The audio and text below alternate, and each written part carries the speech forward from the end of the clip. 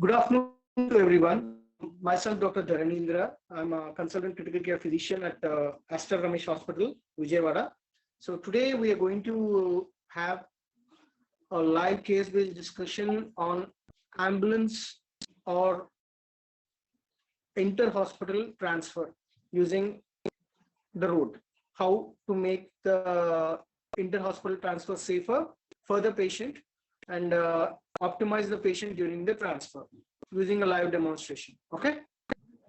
So when did the Lacuna like inter-hospital transport come into the notice? From the beginning of the century, in the early part of the 2001, 2002, we had rapid expansion of healthcare facilities. We had tertiary referral centers all over India coming up. And at the same time, we had many peripheral centers transferring patients to these multi-specialty hospitals in the cities or in district headquarters. So what happens was transportation of these critically ill patients to these tertiary hospitals has been ecclesiastic. So when you're talking about advanced trauma life support scenario, there is always a concept called drip and ship or stay and play. So when you talk about drip and ship, it means that you stabilize the patient, you start the essential therapy, and you transfer to the referral target center where you can get facilities to solve the patient's problem comprehensively. Okay, so what we find across India is hypotensive patients, patients without proper resuscitation, or patients with zero resuscitation in transit being shifted. Okay, so after observing all these problems, we have started with the Tele-ambulance project. So in this Tele-ambulance project, what we have done is we have taken the standard ambulance, advanced cardiac life support ambulance, and we have kept an audio visual devices, a camera which is audio video enabled and which has 360-degree zoom capability. So this camera is sitting in the bay of the patient bay of the ambulance, and it is having 4G connectivity. So it has a data connection.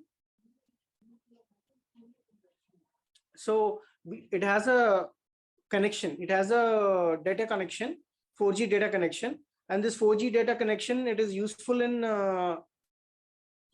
transmitting the data from the ambulance to the ICU, to the tele-ICU. So what happens is we get the details of the basic hemodynamic parameters like pulse rate, blood pressure, SpO2.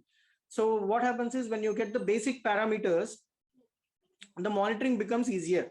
We get the patient's pulse rate, BP, SpO2 in the monitor, and we can advise the accompanying doctor. Based on these vitals. So we can advise, for example, if the patient is in hypotension, we can advise the accompanying doctor to start vasopressors to increase the rate of IV fluid administration. So all these important interventions can be done as the patient is being shifted to the hospital, and these interventions will improve the patient's condition and at the same time give us opportunity to get the patient alive to the tertiary center. And when the patient is tertiary center, you have all the support you have to correct the patient's pathophysiology. So that is the main idea behind the Tele-ambulance. And now we are having a demonstration, a live demonstration. So you can see that a patient is being shifted from a periphery center. It is Gudivada. Gudivada is about 80 kilometers from Vijayawada city. So this patient is in shock. So probably hypovolemic and hypovolemic septic shock, and this patient resuscitation has started at the referral hospital, and resuscitation is ongoing in transit also. So as you can see, I will demonstrate to you how we are shifting the patient. Okay.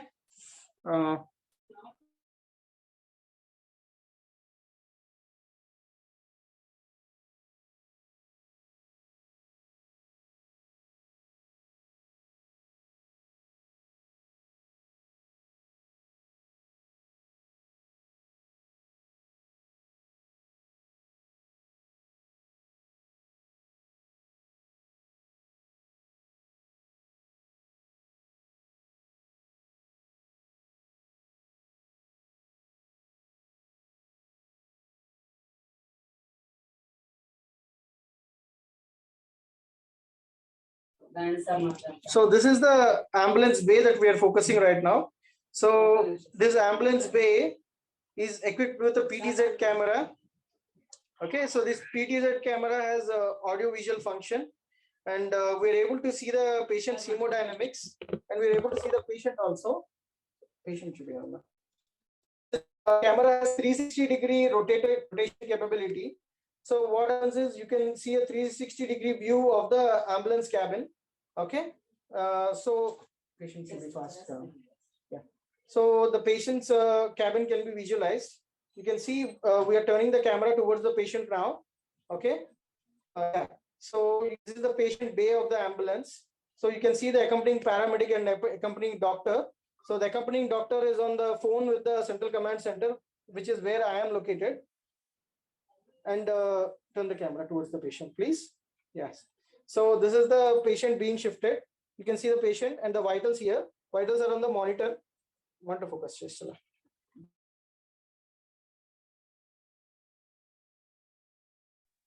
okay. Yeah. So we can focus on the vitals here. You can see that the vitals are not looking good. The heart rate is about 159 to 160. He's having tachycardia and he's hypotensive. So we have started fluid resuscitation. You can see the fluid is connected and it is flowing at 250 ml per hour to 300 ml per hour fluid we are giving. And we already given a 2-liter fluid bolus also.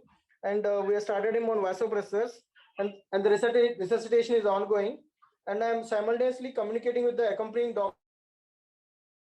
Can be done. For example, now we have started on norepinephrine also, and we are already giving bolus of IV fluids. We have already given paracetamol for temperature control. So we are doing whatever possible to resuscitate the patient in transit. So that is what is happening.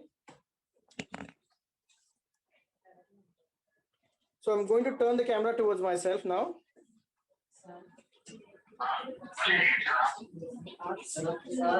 Yeah. So that is what is happening as we speak right now. So we are communicating with the accompanying doctor what is to be done and what are the steps to be followed to correct the hemodynamic problem. So despite this, the patient continues to be hypotensive. So we are communicating with the doctor by way. We are giving instructions to him how to give the IV fluids, how to start the vasopressors, and the patient is already mechanically ventilated. And the patient is about 10 kilometers away from the main hospital. So at the same time, now I can see the patient hemodynamics and I can communicate to our emergency room. So where I can inform the emergency room that the patient that is being wheeled in is very sick, and he requires immediate attention of a multidisciplinary team to resuscitate him from the shock and to stabilize him. So I have transmitted his clinical condition to the ear. I have transmitted his clinical details and clinical condition to the emergency room at Vijayawada, and we are resuscitating him as we speak. So this is a sample demonstration of how the tele-ICU works, tele-ER and tele-ambulance work in synchrony. And this ambulance systems, this tele-ambulance system can be established with indigenous technology. We have not taken any patented software or anything. We have just installed a PTZ camera, which has zoom capabilities, audiovisual capabilities, optical and digital zoom. So we have placed it at an appropriate location in the ambulance so that we can see the entire ambulance bay, and we can also talk to the accompanying doctor. So this is our 5G ambulance, and this is how we are helping to achieve a safe transfer to a tertiary center from the periphery. So, Ms. Soumya, can you come online, please? Yes. Can you unmute yourself, please? Yes, yes. Can you hear me? Yeah, I can hear you loud and clear, Ms. Soumya. Yeah. So as we are speaking, the patient is being wheeled into the hospital, Soumya, and Okay. you can see I'm in the tele-ICU. I'm monitoring the patient who is being transported to the hospital. So you can see on your screen, the center of the screen, The paramedic is helping out the patient in resuscitation, and the IV fluids are started, vasopressors are started, and the paramedic is connecting the defibrillator also to the patient as we speak. You can see the live relay of the footage from the ambulance patient bay area. Okay, So okay. we are sitting in our tele ICU. The Yeah, so ambulance this is what the is 360-degree that you have spoken, right? yeah, the camera is a 360-degree camera. It can turn 360 degrees. Okay, okay. Yeah. We can control the rotation of the camera from the place we are sitting here. From the tele ICU itself, we can control the camera. Miss Stella will demonstrate how to do that. Okay, okay, okay. Stella is the tele ICU sister Hmm. who stays in the tele ICU and monitors the patients. Okay, doctor. Yeah. Miss Stella, can you do a 360-degree rotation, please?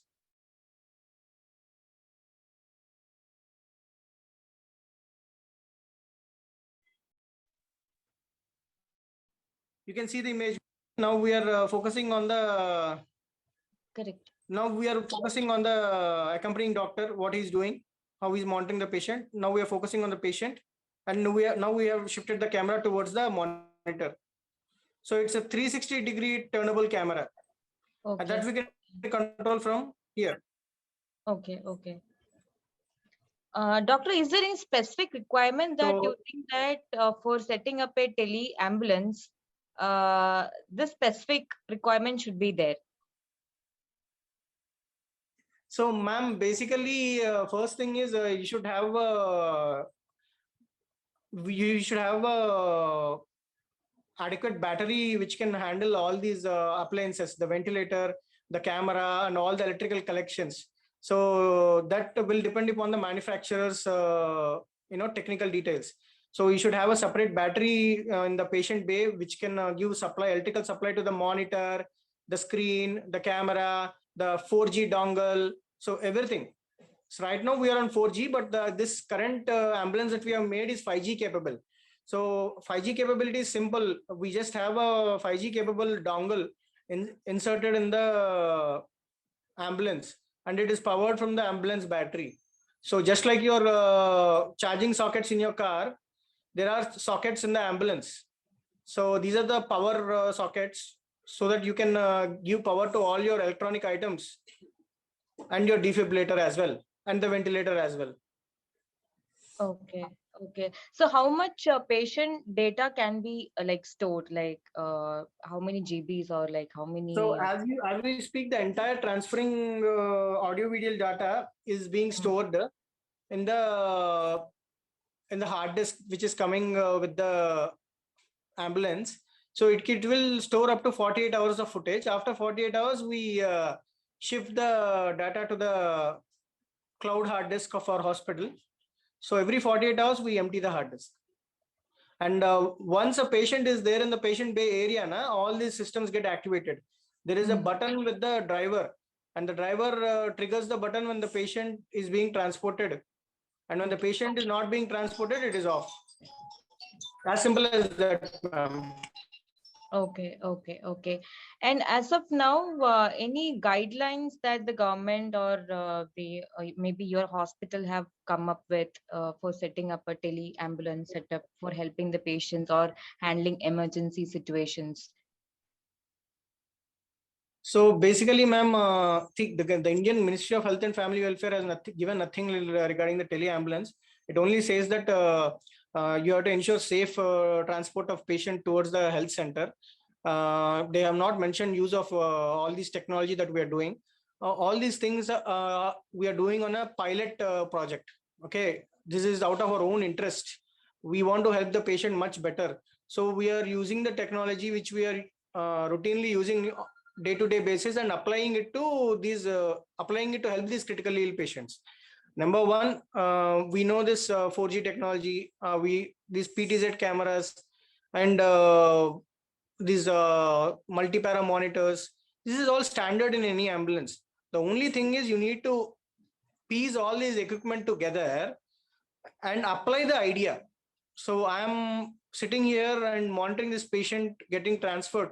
I am speaking to the doctor who is accompanying the patient. I'm telling him what to do, what not to do, how to make the patient better. So all these are part of efforts which we are doing proactively to help these sick patients who are coming from the periphery to the tertiary hospital. So nothing has been specifically given by the Ministry of Health and Family Welfare. Okay, so as of now, all the research and everything been done according to your research and also from the hospital support, is it? One quick question, doctor. Since you mentioned about the driver controlling the ambulance and other aspects, so even the navigation maps, all the route analysis will be taken care by the driver, or already the doctor will be prepared enough to know what should be done.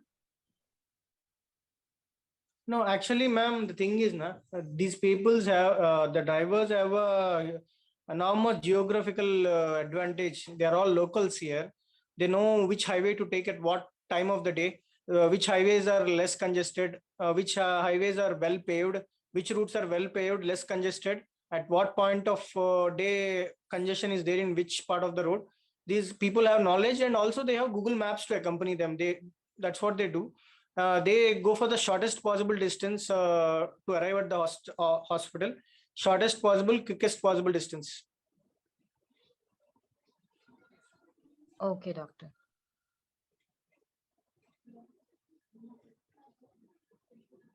Hello?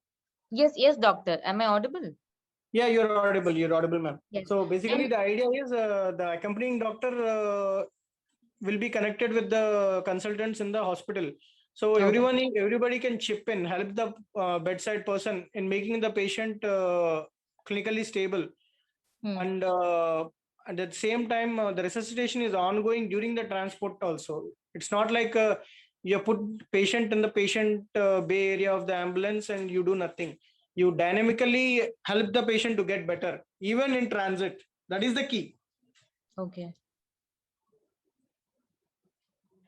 Sure, sir. Also, one more quick question with reference to the patient's monitoring, system, because anyway it is connected. And could you just brief little more, the tracking, like how from the beginning to the end, what a doctor should be aware of while tracking the patient's details while monitoring? First thing that I want to tell is, see, um, in advanced trauma life support, by American College of Surgeons, there are two methods of helping a critically ill patient.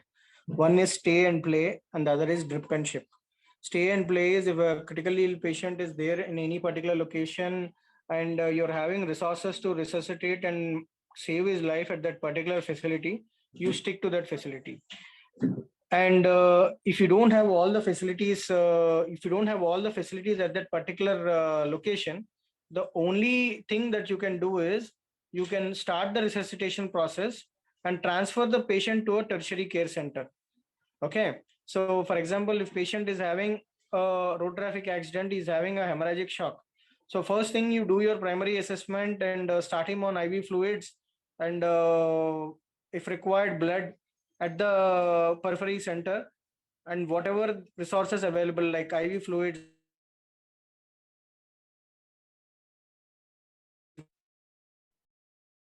and you do a primary hemorrhage control by applying pressure, by applying tourniquet, or if the patient is having a hypovolemic shock, give him fluid boluses.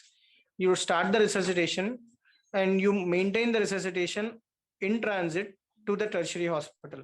So the important vitals that you need to focus are, again, standard: the pulse rate, the blood pressure, the SpO2.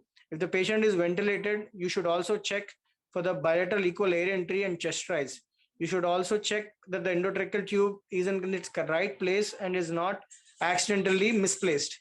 So these are all the things that you need to take care of the patient while in transit. Okay. So that is what I want you to understand. Sure, doctor. Thing you need to do is Hmm. you need to keep a stock of the oxygen capacity of your ambulance tank. You should see that it is adequately filled every day. You should check for the stock of the oxygen in the ambulance. You should also keep a stock of the emergency equipment in the ambulance. So just like the laryngoscope, the endotracheal tubes, the airways, the ambu bag, and the emergency drugs. The emergency drugs like adrenaline, noradrenaline, and atropine. So you have to check your ambulance daily. You have to check whether the ambulance is in complete service condition, and you have adequate equipment, drugs, oxygen, personnel, and all your devices are fully charged. Okay. So this is the basic check we perform for all the tele-ambulances every day. Okay, doctor. And according to you, how the medium or with high-level hospitals, if they haven't started the tele-ambulance from the beginning, how they can start?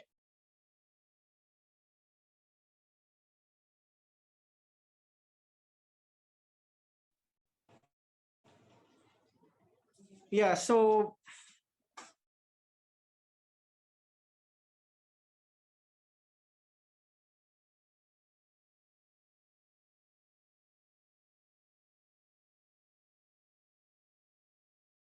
So your voice is not audible.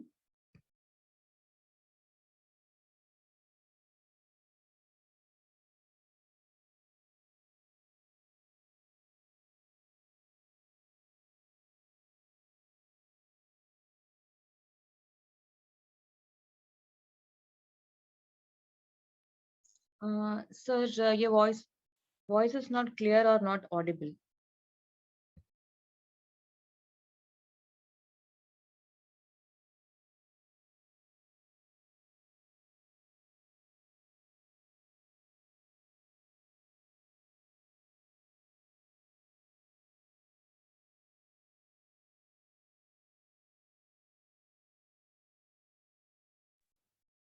Sir, am I audible?